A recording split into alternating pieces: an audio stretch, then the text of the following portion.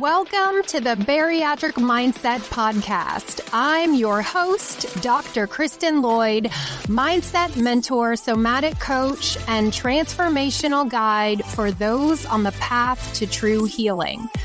Whether you've had weight loss surgery or on GLP-1s or simply seeking a new way forward with food and your body, this space is for you. This podcast is a mission to change the narrative, unlearning the patterns that no longer serve you, moving beyond quick fixes into deep, embodied healing, lasting mindset shifts, and true self-leadership. We are healing from the roots, rewiring the mind, regulating the body, and returning home to ourselves. We are here for growth rooted in honesty and self-trust because that, my friends, is the foundation of healing. So grab your cup of joe or your H2O and let's go. All right, everybody, welcome back to the Bariatric Mindset Success Podcast. I am Dr. Kristen Lloyd, and I am here sharing the stage with Frances Vogel, one of the amazing bariatric mindset certified coaches who works with me in my program. Thanks again for coming and sharing and co-hosting with me today. Thank you for having me. I'm excited about our topic today. It's something that, we all have been working on. And it's never ending. And so I'm excited to delve deep into this subject. Yeah. Decoding the desire, the desire, what's really driving you to eat. And we were kind of collecting notes, right? Because we want to talk about craving and urges and emotional eating and appetite versus hunger. And I think we start with telling everyone and giving kind of some definitions, because I think that's what I see is really missing is what is this? And, the word that is, or the phrase that's really active right now is food noise. Mm-hmm. So essentially we're looking at where is it coming from, right? Where is it coming from? And then, yes, are folks on a GLP-1? Yes.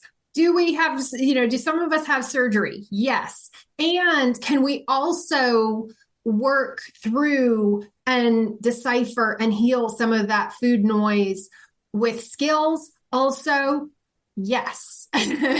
And so it depends on where you are. Right. And what's really important is for every individual to discern and decide what is going to help them and what works best for them. And whether you're on a GLP-1 or not, this is still important. This work is still valid. And I know you know that as well, Frances, And absolutely. It's a never ending. I don't want to make it sound like, oh my gosh, this is the rest of your life, but it is the rest of your life. You've got to be able to educate yourself enough so you understand the difference between, real hunger, head hunger, an urge versus, wow, I'm hungry, and to put them all into perspective and to put them into place so that you can make the best decision for yourself at the moment. Mm-hmm. And not just react to these crazy emotions that you're feeling at times. Right. And that's part of why we've been using food to soothe it and using food. And I remember as a pre-op, I remember thinking, I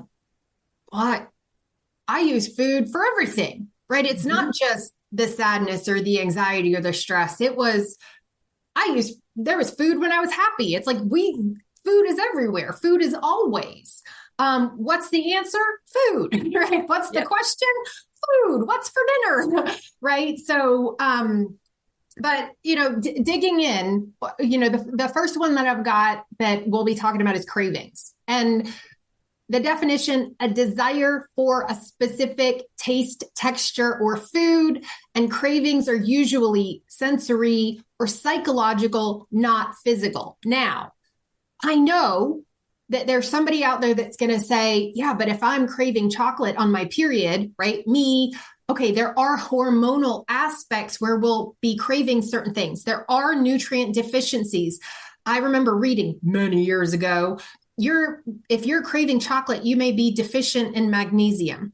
I take more magnesium than it would probably kill a horse at this point in perimenopause. So I'm not deficient in magnesium anymore. Yet I definitely can relate to the hormonal changes. And cravings can be, you may be full and still crave something sweet or salty. And the example that I have is like, I want chocolate or I want something sweet. And so the common triggers for cravings, habits or conditioning, which is dessert after dinner, environmental cues such as smells, advertisements, emotional states, boredom, loneliness, being tired, agitated, frustrated, or totally disconnected from yourself, stress. And then cravings, as I mentioned, could also be hormonal and things that come from different deficiencies, but that may not be, always the case. So just moving on to urges, a sudden, intense pressure to do something, to act. I need this now. I need to get this in my body quickly. An urge feels urgent. It comes on fast. It can feel compulsive. And it's this internal go eat something now. It hijacks your nervous system. And so this isn't so much about food. It's about a release. And when an urge comes on, a lot of people don't realize, I've talked about this in trainings, and I originally learned this in a trauma training that I attended as a practitioner, was that when we eat, our body moves into our rest and digest state, which is the parasympathetic state. And it's basically where we are in that cool, calm, collected, and connected nervous system state, right? So when we're activated, there might be more urges that happen in a highly activated nervous system state because you're looking to get into a cool, calm, connected, and collected and connected space. And there are many ways you can do that without food. Yet, if you've been hardwired or programmed or conditioned to use food and to automatically go to food, then it's like, well, how do I stop it? Well, it's a deconditioning and reconditioning process. And what's underneath is often stress, like what causes it, right? Stress, nervous system activation, fear, or even functional freeze patterns, which is another phase in the nervous system of where you're in a freeze state. Your body it's a very protective state, right? And so that's what's important to recognize, is that you're not bad. Urges may be coming on and they're giving you information. So cravings, data, urges, data. It's giving you information. Your emotions, moving into emotional eating, it's data. It's giving you information. And yet most people don't realize that emotions are messages, right? All of these things are messages. So when we're talking about decoding desire, you're not broken. There's not anything wrong with you for having desire. What we're here to do is to help you decode the desire so that you can start to recognize what is going on with me, because you may not be in tune with these things. So emotional eating, using food to numb, avoid, soothe, or release yourself from emotional discomfort. So yes, avoidance, but it's like, I don't want to face this. And this one runs deep, because emotional eating isn't about nourishment. It's a way to manage pain, stress, shame, trauma, discomfort, things you don't want to deal with. And this one, friends, could be your marriage, your job, your boss, your finances. This could be your parents dealing with an elderly parent. Like I could go on and give tons of examples. Emotional eating could be the thing that it's like, I don't want to work on that. I remember working with a woman years ago, and I remember saying, I'm emotional eating. This is the time of day I'm emotionally eating, and let's not touch my marriage. I was like, well, that's kind of like the elephant in the room. Like, that, my friend, is the reason you're emotionally eating. And she was like, well, he's not going anywhere. And I was like, I'm not saying he has to, but if we can't talk about your marriage or that in context of why you're emotionally eating, like, let's just, peace out because we're not going to get anywhere. Like, we really aren't. And I think that's what's when we talking about decoding desire, the desire is to avoid dealing with the emotional discomfort. So you might be emotionally eating if, right? You eat when you're not hungry, right? Grazing. So another thing is so many people are hand to mouth in front of the television. This is why a lot of dietitians, surgeons, folks will say, don't eat in front of the TV or mindfully eat because it's a dissociation, it's a disconnection, right? So, and now that we've got our cell phone devices and things like that, it's even the same kind of concept. and you're not attuned to hunger, you're not attuned to fullness cues. So you eat to take the edge off. So it's really fascinating because it's so programmed in not social media, but sure, it could be there, but media in general. Like, I was watching guilty pleasures. My husband and I, we watched 90 Day Fiance when on the weekends, and we won't watch them without one another. So this one couple's getting married, and he's like, "Man, I'm so stressed right now," because he put the wrong time on the invitation to the wedding. And he's like, I need a drink to take the edge off, right? So we think about drinking, right? Mm-hmm. But when you're on a weight loss journey, or if you've had a pattern of addictive patterns with food, or if you have a food addiction, right? We have transfer addiction in the bariatric community. Again, whether you're on a GLP-1 or you've had surgery, or you haven't had surgery, transfer addiction from food to shopping, gambling, sex, porn, did I say shopping? Other things, drinking, alcohol, drug abuse, can be a thing. So emotional eating could turn into something else. And we're not going to go down the rabbit hole with that.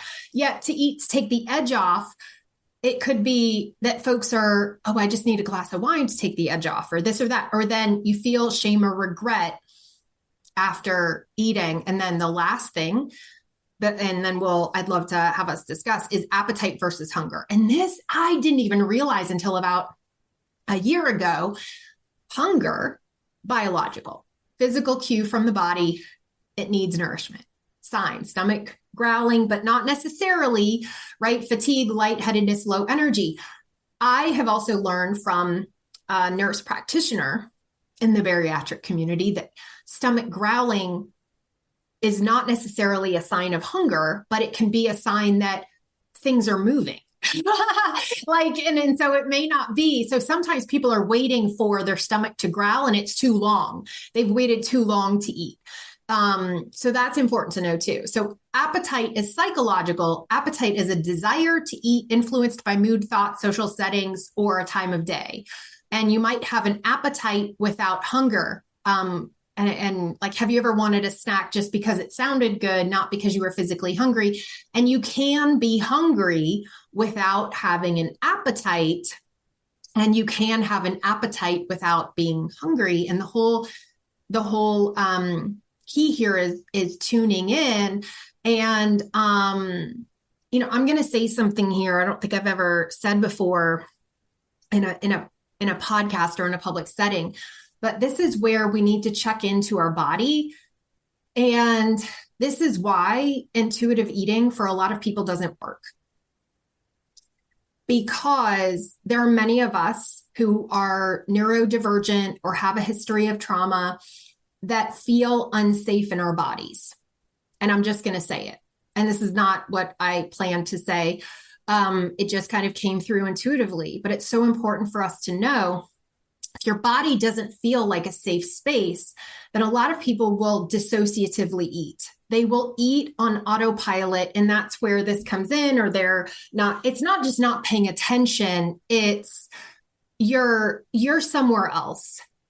you're not present. It's not just mindfulness. It's literally you are not in your body. And trauma, that's a whole other episode. But trauma and having a history of trauma, physical trauma, emotional trauma, sexual trauma, can impact our ability to be in our bodies. And that's part of the work that we do is, okay, how creating a pattern of safety and security to be in your bodies and to be able to regulate inside your body over time. Because when you don't have those hunger cues, especially as a GLP-1 patient or a bariatric patient, is because we've seen this, and we've seen this with the onset of GLP-1s is, well, I'm not hungry. Like I saw a Facebook post the other day of a woman that said, I hate GLP-1s. I'll never use them again. I was only eating 300 calories a day. How I'm like, well, we have to go to our surgeon or our practitioner or our medical doctor and have a conversation about, because when it's not just, am I hungry? That's where we've got to fuel our body in a intentional way. And after surgery, I know this, we've worked with people who have said, but I'm not hungry. And it's like, yeah, you got to keep getting your fluids in. And then, okay, you've got to get this in and you've got to get that in. And so it becomes counterintuitive. So we're telling people, eat when not hungry, right? Eat on this schedule. And then after a certain point, we start to get those hunger cues back. However, if you do not have, the fancy word is interoception. If you do not have the ability to sense, not feelings as in feeling, and it's not an emotion, it's a sensation. Yep. If you do not have the ability to sense inside your body, then there's not a roadmap to intuitive eating. And I am going to say something and it's going to piss people off. In the bariatric community, bariatrics is the study of obesity, friends. So you can be on a GLP-1 and still be in the bariatric community because you are healing the disease of obesity with a medication, right? But this is in the bariatric community. And even before surgery, I remember they were like, just learn to intuitively eat. Like, we're just going to be friends with food. I would get so pissed off because I couldn't intuitively eat, because it was like, intuitively eat. I'll eat the whole damn spread.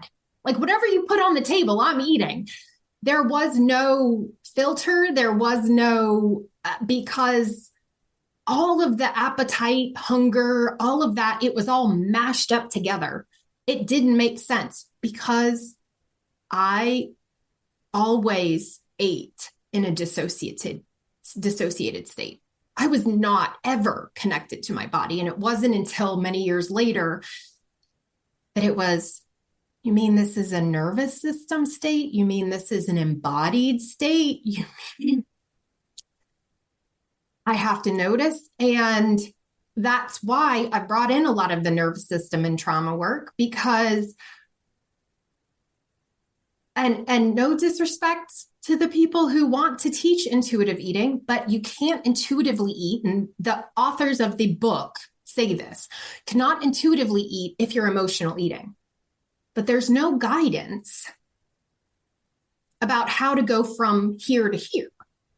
The first step that we work on, that I work on, that is fundamental and foundational is, can you be here?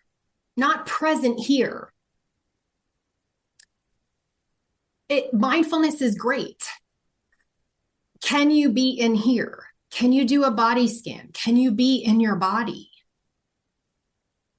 And you know as well as I do that we've worked with a ton of women.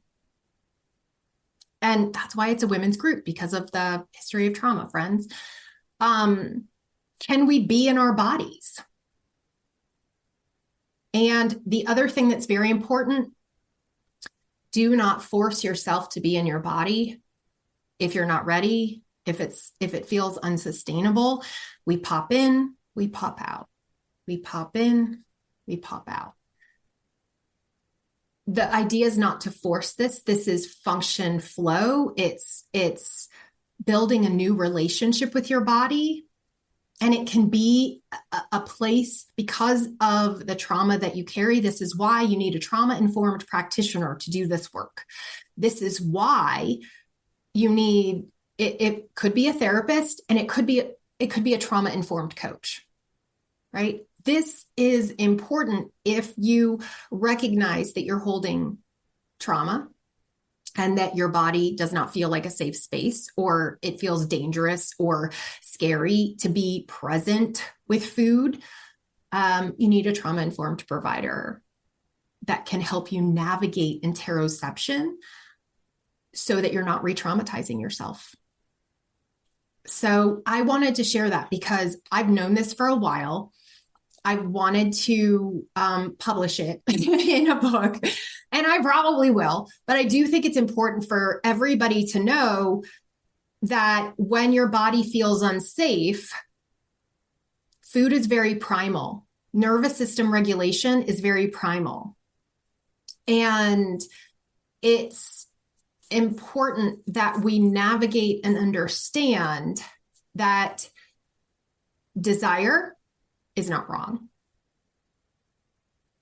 Desire is beautiful and powerful and amazing. And when we have shame for our desire, for what we desire, it's because we're holding shame somewhere else. And we've got to excavate that and explore that and be curious about it.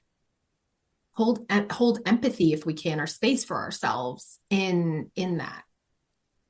And normalizing desire. It's great to have desire, right? And I think sometimes we hold shame for our desires because we think, oh, I shouldn't want that. It's too much. It's too big. Someone like me, I should be desiring X, Y, and Z. Exploring desire is personal. It's important, and it's potent work.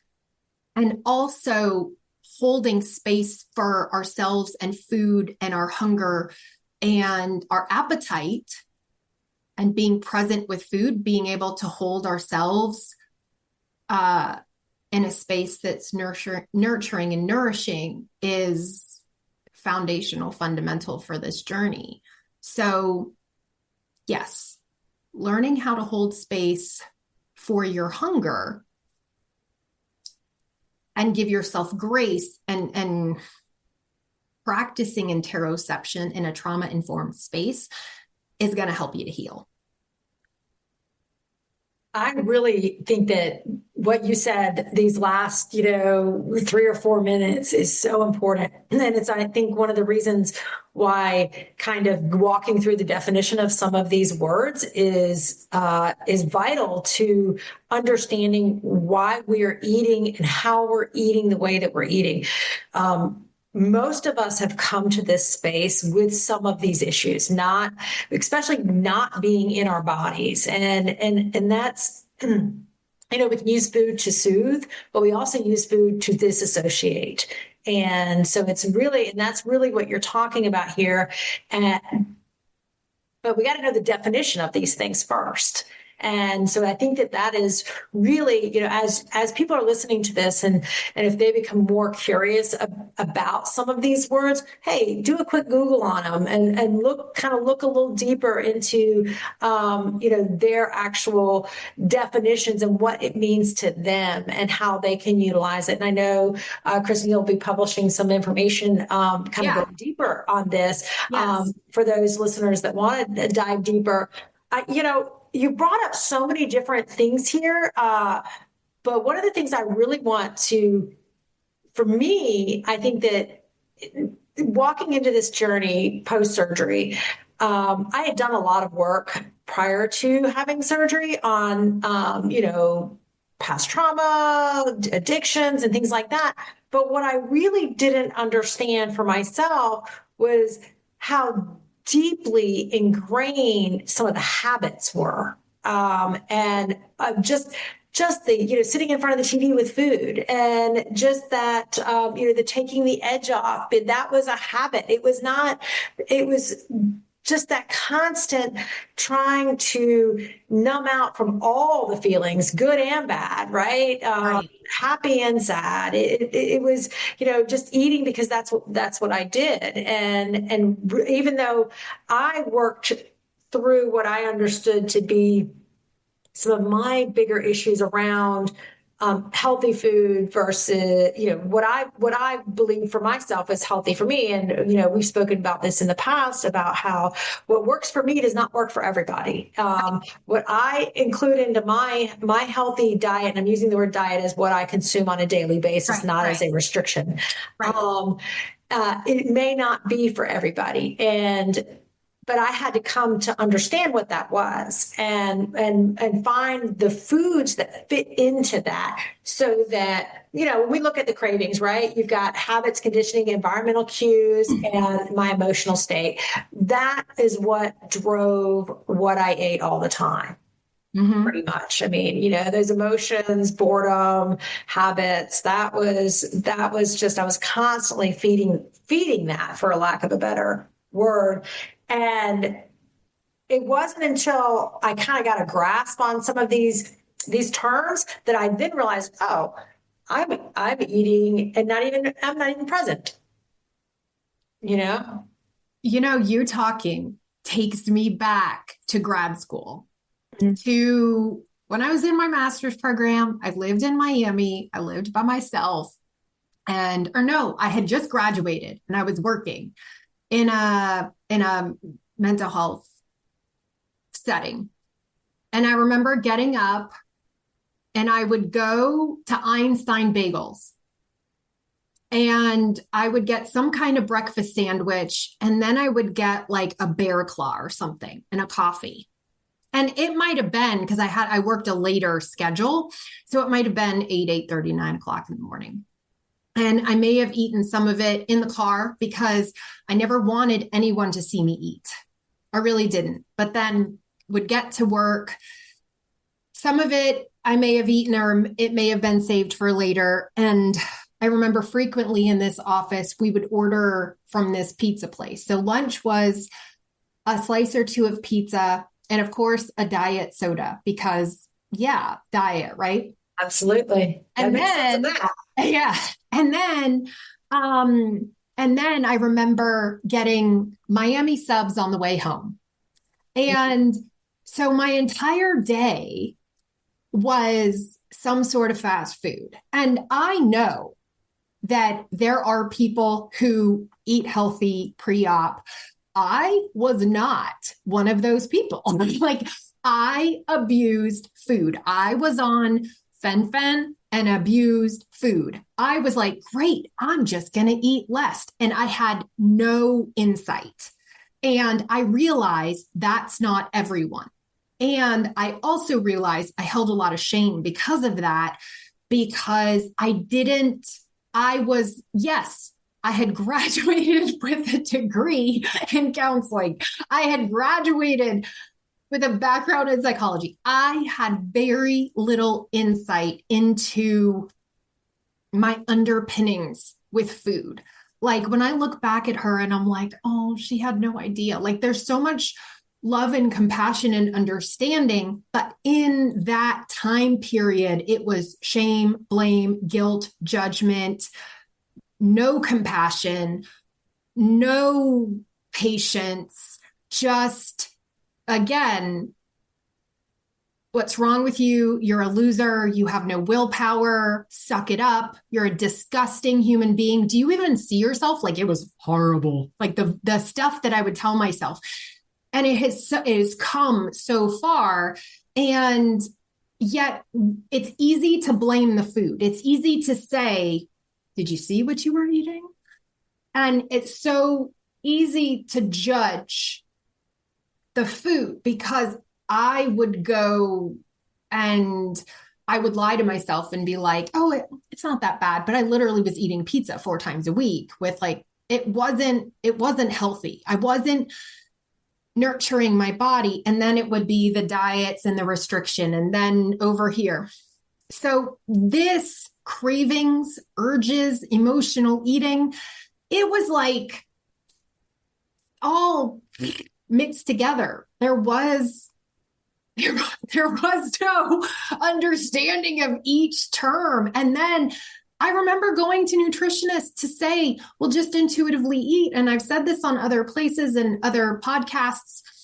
I remember going to this nutritionist many years later, but many years later from the pizza day that I was telling you about, and going to this nutritionist, dietitian, and saying, Cheerios are a problem, Honey Nut Cheerios. And she was like, there's nothing wrong with Cheerios, Kristen. Like all foods fit. And I'm like, it's a problem if you eat 3/4 of the box or if you're eating the entire box in a sitting. It's a problem if you're having, a quarter of a gallon or half, a quarter of or half a gallon of milk and a whole box of cereal. Like there is a problem. And I never met the criteria for binge eating, but it certainly felt like I came really close because I recognized I had to get it in and I had to get it in quick. And I didn't even realize that it was all nervous system then. And not everybody is going to be that way. Not everybody's going to have like, oh, it could be heady cravings. It could be desires, the environmental cues. It could be there's a Taco Bell commercial that comes on at 11 o'clock at night, which is like, here you want me there. And we have access to Uber Eats and different things like that. Yet, it's so important that so many of us are, again, coming back to disconnected from our bodies. And I remember it would be like I would eat something, who knows, whatever it was. It could be, cookies or crackers or wherever. And it was always in private. It was never in public. And I would always have guilt if we were at a table and there were multiple people there. It was, don't show your hunger. Eat less. Don't show that you're hungry. Don't show that you're eating because fat people are not allowed to eat. This was my internal dialogue, so shaming.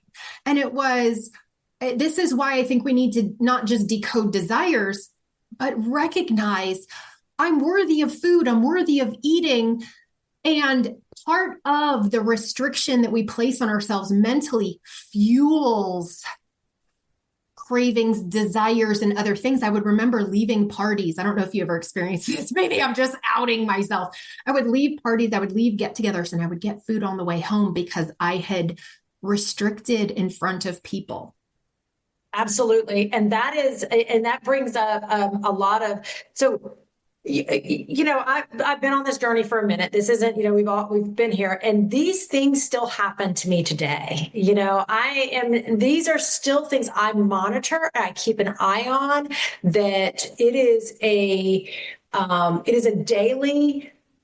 It's like you got the Coast Guard, or right? something, where it's like, okay, we're leaving the party. Let's check in with Frances and how her hungers are. Yeah, no, absolutely. And it comes from that restriction and, the diet mentality and the overdoing and then the restriction and then the overdoing and, the binging and so on and so forth. And I talk with folks, this is one of the things that I definitely, when I coach people around holidays, especially, or big events, is that give yourself permission to eat the foods that are there within your comfort zone. Don't binge, create a plate that's, very loving to yourself, that you can enjoy the good foods, the things that taste good. Just don't make your plate full of all of that. Make it, so we could talk about kind of what the plate looks like. Half of it should be things that are really healthy for you. And then you have a little of the specialty items in there, because when you withhold, that is going to create an environment for binging later or a self-sabotage later. Vacations the same way for folks. Sometimes they'll go on a vacation, and I'm using air quotes here, and they're good the whole time they're gone, and then they come home and the wheels fall off. It's because they didn't allow themselves to vacation. I'm not saying going on vacation when I would go on vacation pre-surgery, it was a a free for all. I mean, we just ate crap, and I had, I have three children, so it was just crap that I Right, right, would never let them eat, and then we would all eat. It was terrible. We just ate terrible. But and now, as I've shifted into this healthier lifestyle, this right, new lifestyle that I'm living in, it's we go on vacation, we have some treats while we're there, but it is maybe 80%, and I use this often, this 80-20 rule, maybe even 70%, right, healthy for me. And then there's the 30% of, maybe a couple cocktails or the cakes or the cookies or the things that are not necessarily serving me at my best. Are right. they bad foods? Absolutely not. It's I have to have moderation. And that's what I think I've learned more than anything is it's truly about moderation. Could I have lost 100 pounds without bariatric surgery? I personally don't believe that once my body was in a metabolic disorder, that it was going to be possible for me to lose the weight.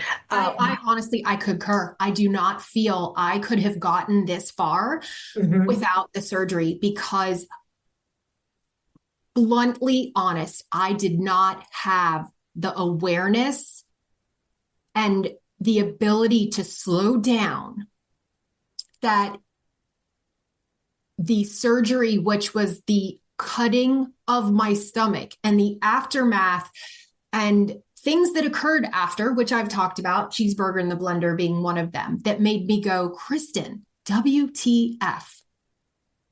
What are you doing? You just had surgery. And it wasn't a judgmental WTF. It was like, girl, you have a problem with food. And I mean, somebody who, I've said this in other places, but somebody may go, you didn't think surgery was a big enough sign that you had an issue with food? And it was like, that was my aha, come to Jesus moment, if you will, that was like, I think you might have a problem. Like, it reminds me of like one of those old Southern, like Jeff Foxworthy, like, Yep. here's your sign, like, or whatever, whoever it was. It was like, here's your sign that you might have an issue with food. And it was, Sure. oh, smack. And I think without that, I wouldn't have created change. So I can say hands down, and people get pissed, especially when they're in a health at every size community or something like that. Like, you do you. I respect all people and your decisions and what you want to do with your body. I do not think I would be here in the capacity and health that I am today if I had not had surgery. So I respect everybody's decision, GLP-1, if you want to have surgery, if you don't want to have surgery, I would not be here. Change. Yep.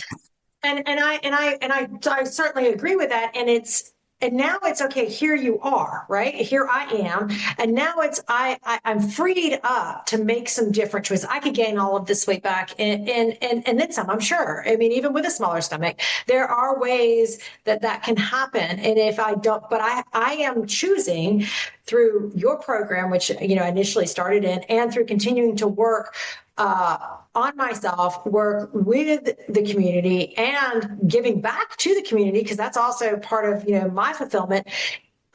It's a daily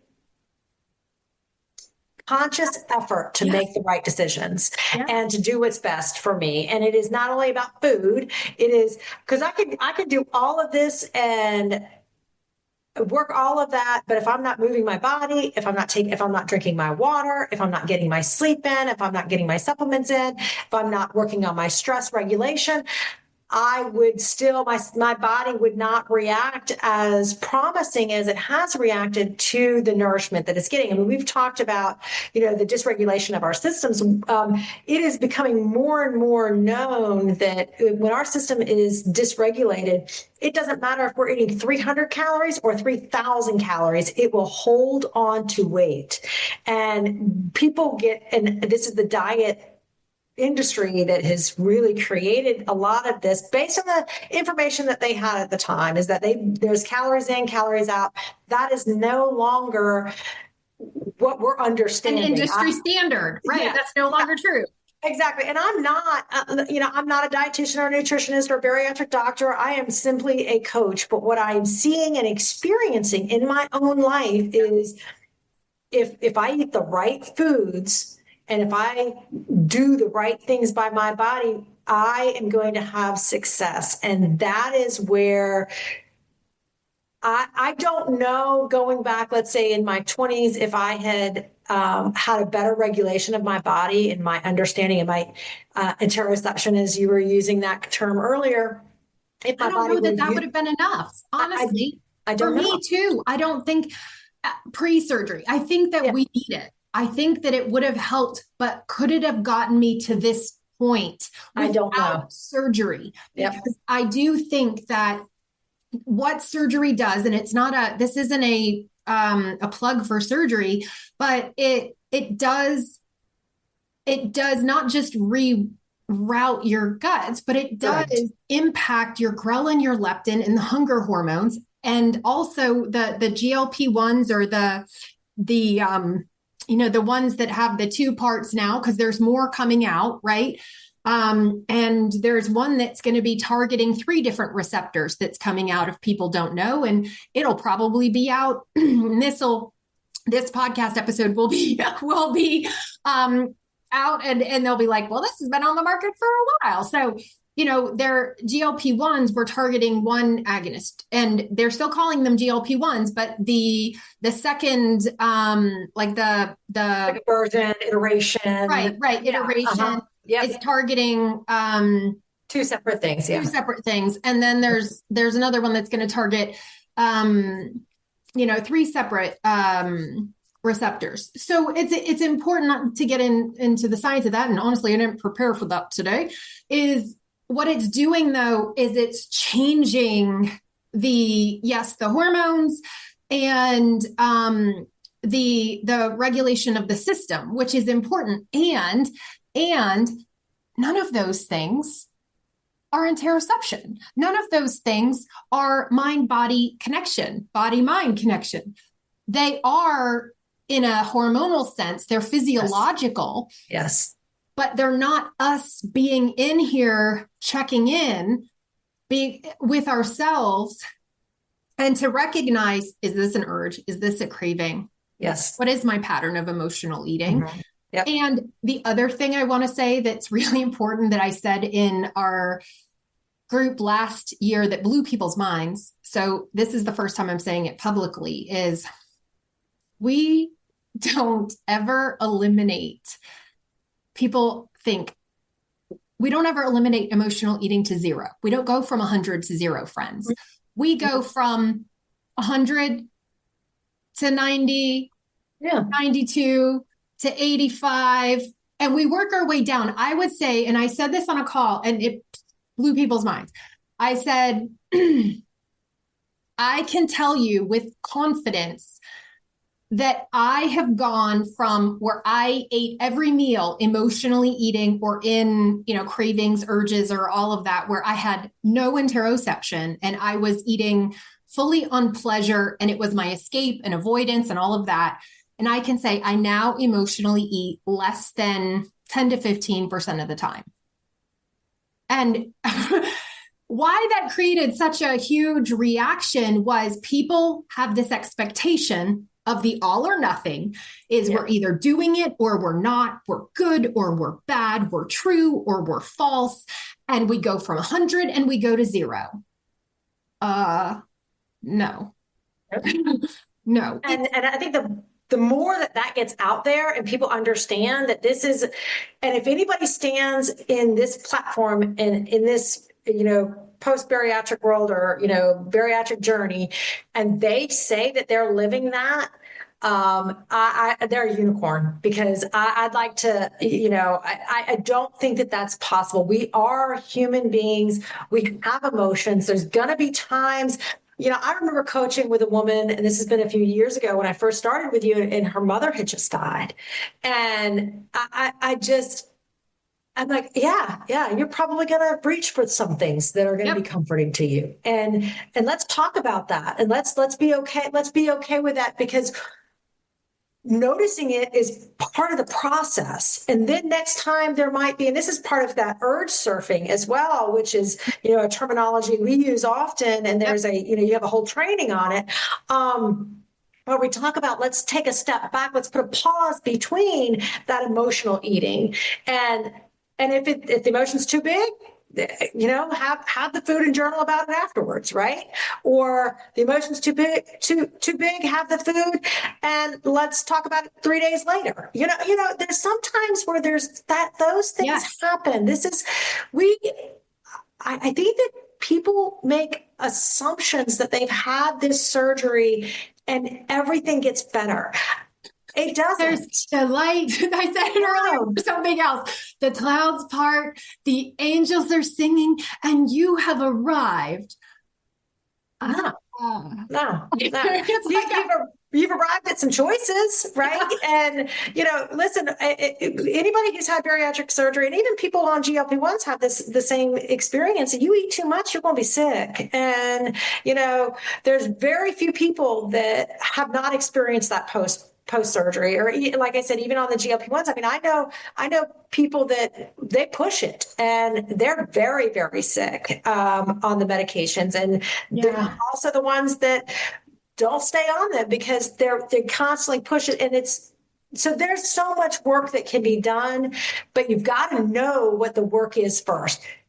The hardest part of working with folks after surgery, like we've been doing for the last few years, and you've been doing for, many years, is they have zero understanding of what to do next. They're told, hey, you're going to be able to eat less. Good luck. Pat you on the back. You may have a few sessions you go to afterwards to see the dietitian in the office, maybe a nutrition visit here or there. You may even be so lucky, like you and I here in the Atlanta area have. You might even be so lucky that occasionally there's there's some support. A hospital support group meeting or a surgical center support group meeting or something that you like can that. Go to. Yeah.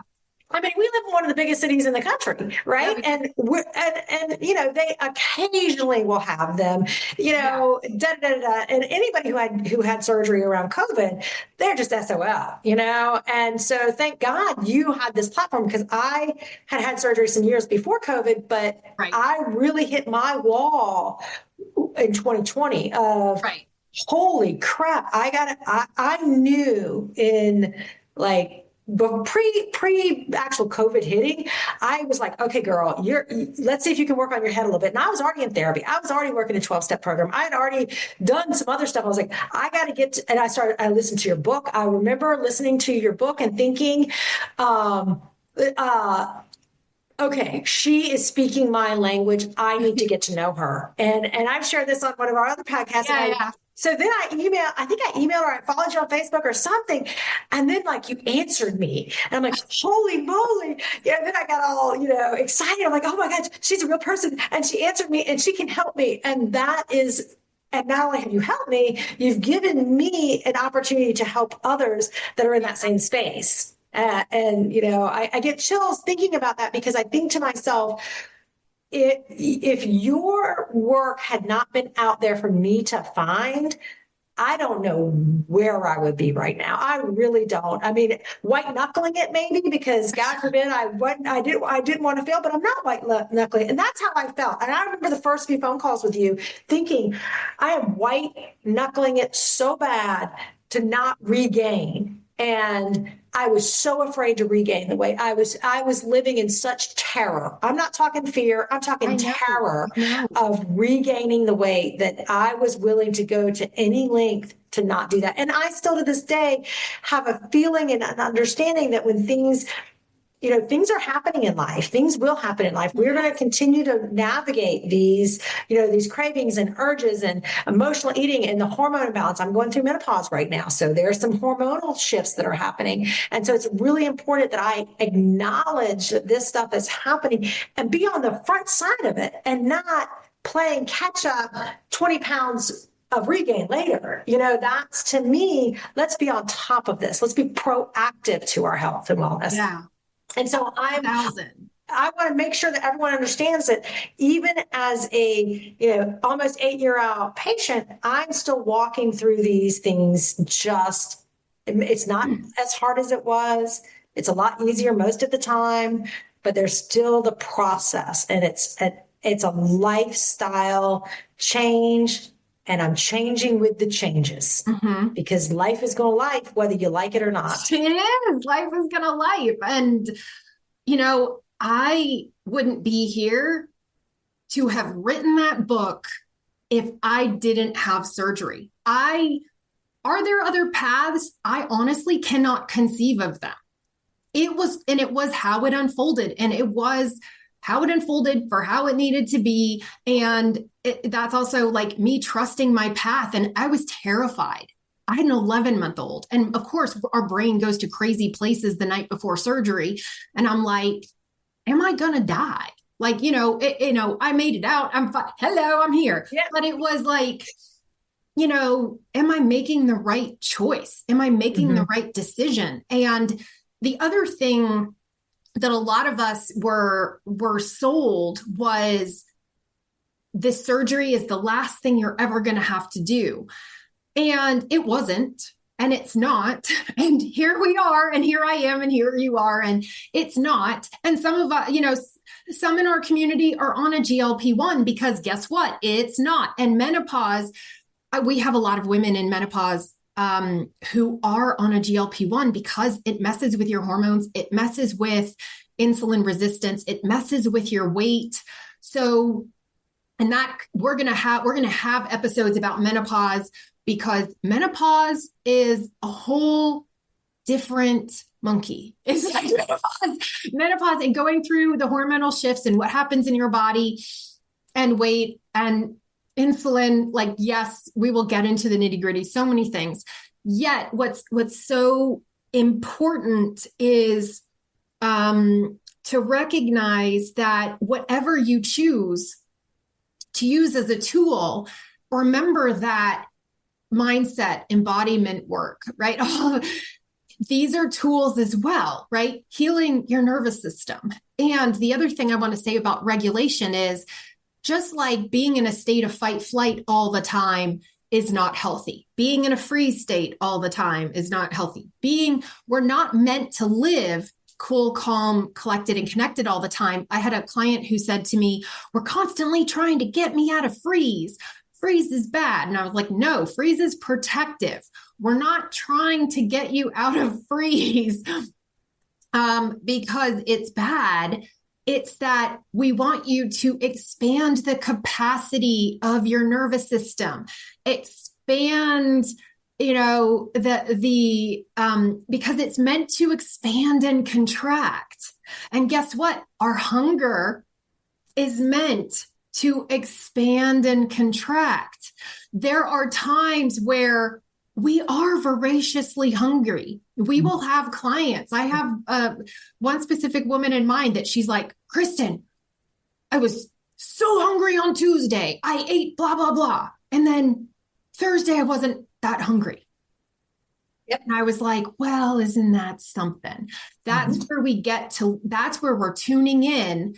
And when we know that, we can is that necessarily automatically, intuitively eating?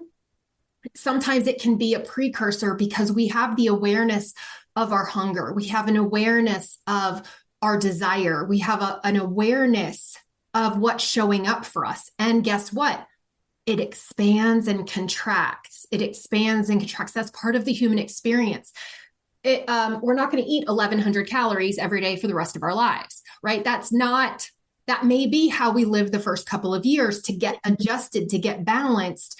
And, that's the other thing though, different surgeons, different dietitians have different theories.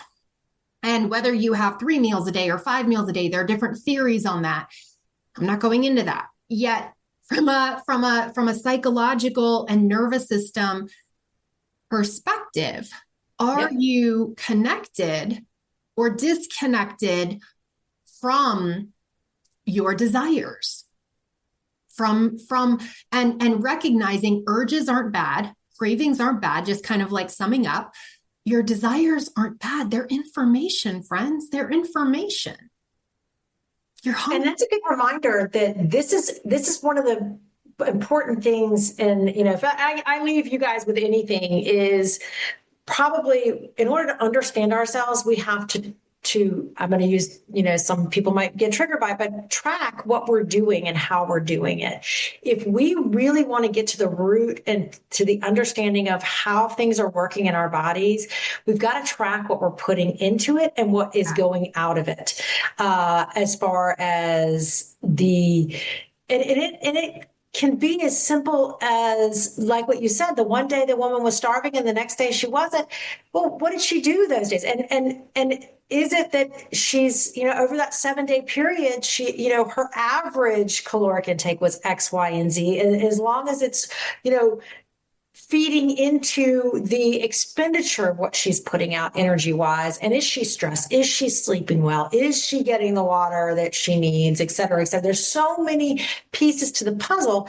And unfortunately, we're only being told it's one or two pieces to the puzzle. And that's BS. And there is a lot of, if you guys really want to kind of educate yourselves more on this, definitely, reach out to Kristen and get some more insight and some things like this. But also, do some of your own research about what it looks like now, this metabolic change that that we're going through.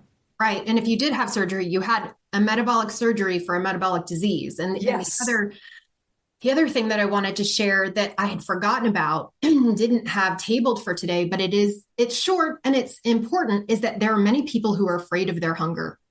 There are many people, I've talked about this on social media. We've done social media posts on this. If you're afraid of your hunger, it is telling you something. It is teaching you something. Because when you're afraid of being hungry, and this shows up in bariatric patients, and this is where, okay, food noise, we'll probably have to do a talk on that, because I recognize having that pre-op. I'm a unicorn alien something. I don't have food noise. I occasionally get a craving for chocolate around my period, and I am in perimenopause, and I don't have that. And I don't know, maybe it's because I rewired a bunch of, I don't know, I don't know why, but I don't. And yet I want to hold space for people who are saying, I have this crazy stuff that is like yelling at me, that is coming. I don't have that. And a matter of fact, I am a lot more on the opposite end, where I have to go, oh my gosh, I haven't eaten, and not make it wait too long. And I am almost 12 years out. And yes, I realize it's a good thing and good for you, Kristen, right? But it's like, must be nice. Yet it's something that I've also worked hard at. It's not something that just came to me, out of the ethers. It's been a lot of internal work, because I will have things. There will things that will come in, like I can stand in front of the refrigerator or the pantry like anybody else. And I have taught myself to say, is this what you want? We've been in Rome. And my son wants gelato. Maybe I talked about this before. And it was like, do I really want that? It's not. Diet mentality would have said, get it. You don't know when you're going to get it again. But the new voice says, okay, we just had dinner. I am not going to stick it in the fridge at the hotel, and it's not important to me, and I don't have space. And they were like, it's that kind of stuff where it's just not as important. And if I want it tomorrow, I can get it tomorrow. And so because this isn't a diet. For me, this is lifestyle. And lifestyle means that there are days where, nope, I'm not going to have it. And some days where it's like, yes, I will. And that creates the balance. And there's no fear and there's no scarcity. And that's what's important. And so that's something that we'll talk about again, but also the urges and the desire, or maybe not urges, sorry, the desires, honoring them.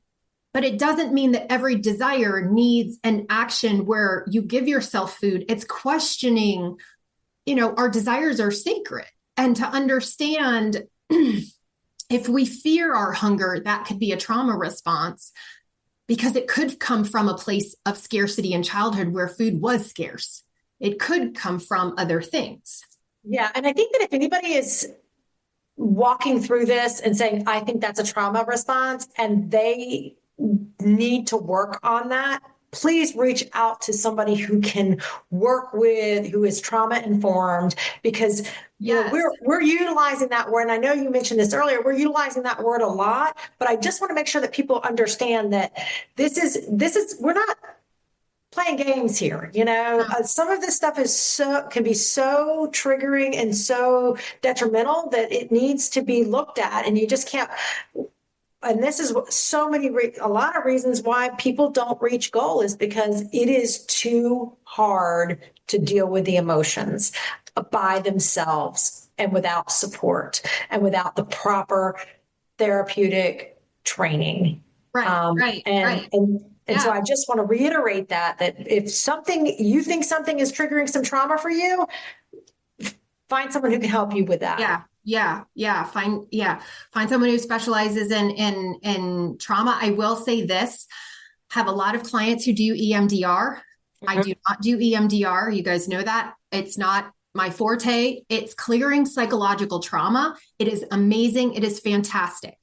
EMDR is not for clearing trauma from your body. That is more somatic based. It is body based.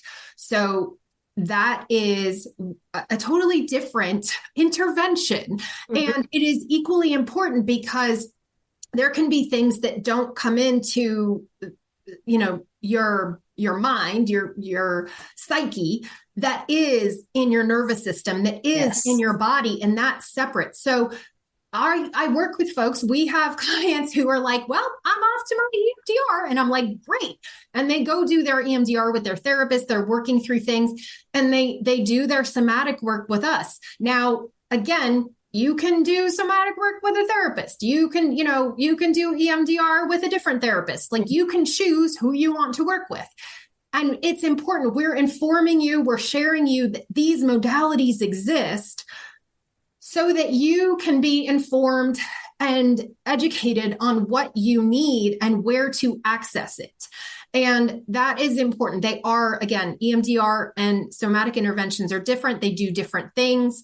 They're both trauma interventions to heal trauma in different ways, um, in different ways. One is from to prevent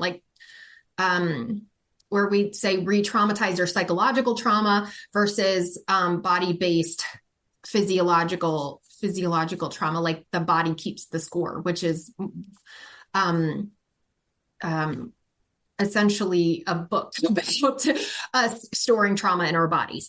So, but when we come back to decoding the desire, your desires are not the problem. The meaning that you have created about the desires. Your desires are not bad.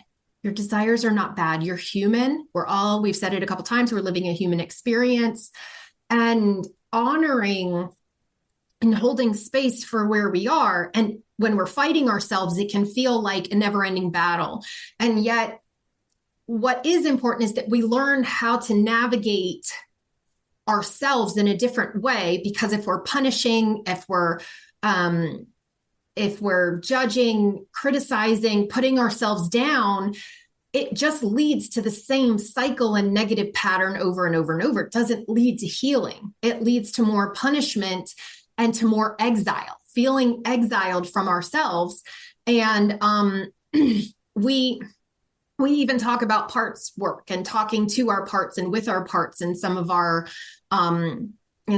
coaching. And it's because there are parts of us that may be in rebellion or resistance. There are parts of us that want to eat chocolate all day. And there are parts of us that are really trying to live a different path. It doesn't mean you can't ever have chocolate. It's about involving your parts and having a conversation and bringing them in and identifying them and really holding space for all of the energy and the voices within you. And it's not multiple personality, friends. It's, but we all have parts that could be in conflict. And that's why it's important to decode the cravings, to understand there's a reason behind it. There's important information there that we have to decode to get clear, to understand, and then to move towards solutions. And part of that, part of those solutions, one of them could be, yes, urge surfing, interoception, being, holding space and being in your body, not forcing yourself if it's new for you, and really starting to listen to those hunger fullness cues, understanding the differences in the words and phrases we've outlined and shared today, cravings, urges, emotional eating, how we're using food, and even intuitive eating. I would just say we cannot intuitively eat when we're emotionally eating, and we cannot intuitively eat if we're not able to be present in our bodies. And that's the first step. And if you guys are looking for tools on how to do that, that's part of what I teach. Send me an email, reach out, support@bariatricmindset.com. And I'll give more information on that. So, and yes, can you work on that in therapy? Yes. Can you work on that in other ways? Yes. Not everybody has the training, but it's important that you find a practitioner that has the training that can do that. And then I think, again, emotions are messengers. Your hunger, your desire is a messenger. It's information, it's data. Tracking is information, tracking is data. And when we can look at it more objectively and less offensively, we're able to move towards growth and healing. And I will also say, just like I said earlier, it's not 0 or 100. Healing is not linear, friends. It doesn't go from here to here. It's like a bunch of squiggly lines, right? Healing is sometimes a spiral, and it's going deeper and deeper and deeper into ourselves. So that's a great visual. That's a really great visual for people to think about healing as, more of a corkscrew than it is a straight line one way or the other. And this is what we're doing here. We're healing our relationship with food. We're healing our relationship with ourselves. We're healing our relationship with the idea of what we thought a weight loss was going to be. It's all about healing, and with healing comes growth. Yep. Yep. So I will include links, information. I do have a mini course, Decode the Desire, if somebody wants to go deeper. If it pulls you, I will include other information and resources in the show notes below. And as always, if you feel pulled, hang out in our free support group, Bariatric Mindset Mavens on Facebook. Reach out at support@bariatricmindset.com, the website, Bariatric Mindset Success. If you do not or have not read either of the Bariatric Mindset books, they're on Amazon. I'll share the links below. And we're here to guide you and support you on your weight loss journey, whether you're on a GLP-1 or have had bariatric surgery or are doing a little bit of both. You are welcome, you are important, and your journey towards healing is just so important and so valid. So thank you again, Frances, for being here with me today and joining me on this exciting topic. Thank you for having me. I love it. It's so important to continue to remind everybody that this is just part of the journey. It's part of the journey, friends. It's part of the journey. And so we will see you next time in our next episode. Come back to listen for more wisdom, tidbits, and tools. And signing off for our Bariatric Mindset podcast for today. Love you guys. Thanks, Kristen. Bye.